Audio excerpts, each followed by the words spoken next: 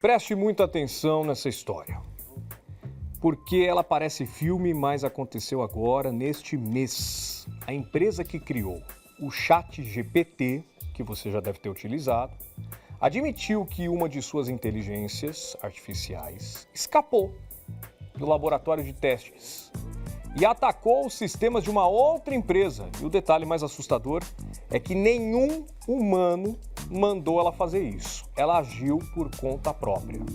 Isso acendeu um alerta vermelho no mundo todo. Se a IA já consegue fazer isso sozinha, o que pode acontecer quando hackers usam essa tecnologia para invadir contas bancárias, por exemplo, roubar dados, aplicar golpes?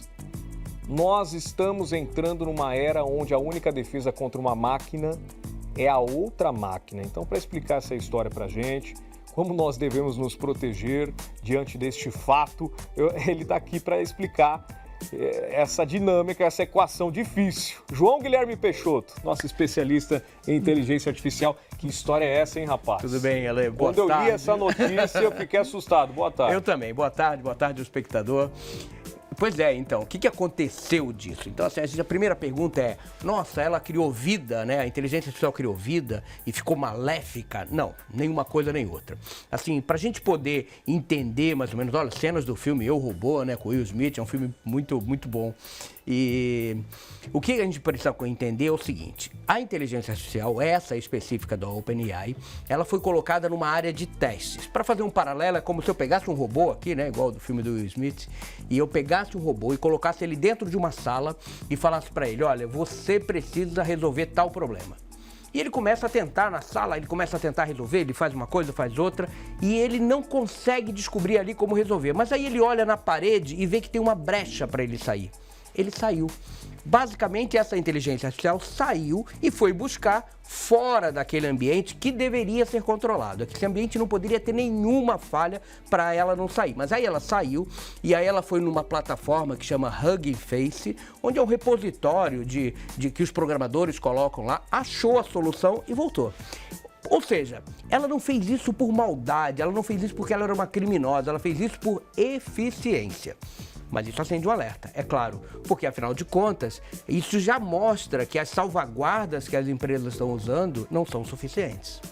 Assusta. E agora, já pensando no nosso universo, que tem criminosos hackers que usam a inteligência artificial, como isso pode comprometer a segurança das pessoas?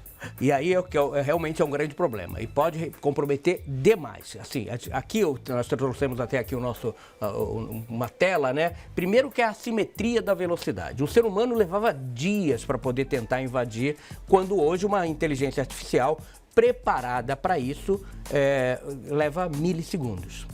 Elas atacam e os humanos, para poder se defender, levam dias. Então, e tem muitos cursos na internet, se você procurar, você vai encontrar muitos cursos na internet chamados Hackers do Bem. Os hackers do bem são aqueles que se propõem a ajudar as empresas a encontrar falhas. Então, você contrata o cara, ele vai ficar atacando o site da tua empresa, o portal, o teu sistema, para tentar encontrar falhas. Eu participei de um desses cursos, inclusive, e vi um dos instrutores recomendando que os alunos ataquem várias empresas, não a empresa que foi contratada. Vai lá, ataca a empresa e vê se tem alguma falha e oferece uma solução. Então, a gente já tem humanos fazendo isso. Mas há muitos problemas quando a gente coloca a inteligência artificial para fazer isso, para fazer o ataque, né? A primeira coisa é que o hacker, ele não tem ética. O hacker não segue regras.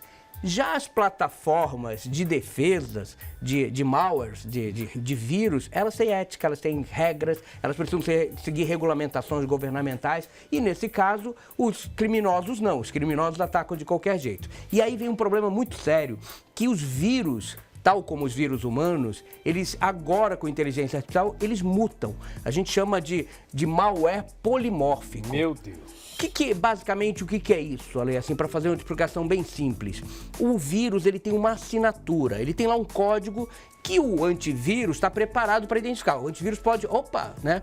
Só que agora, esses vírus criados por inteligência artificial, eles têm códigos que mudam a cada segundo.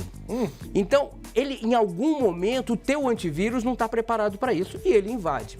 É claro que é claro que a gente tem um problema que antes, 5 anos atrás, você recebia um e-mail falso do banco dizendo, olha, confirme aqui os seus dados. Ninguém cai mais nessa. Ou pelo menos ninguém deveria cair mais. O que acontece agora quando a IA é usada de forma negativa, de forma criminosa pelos hackers?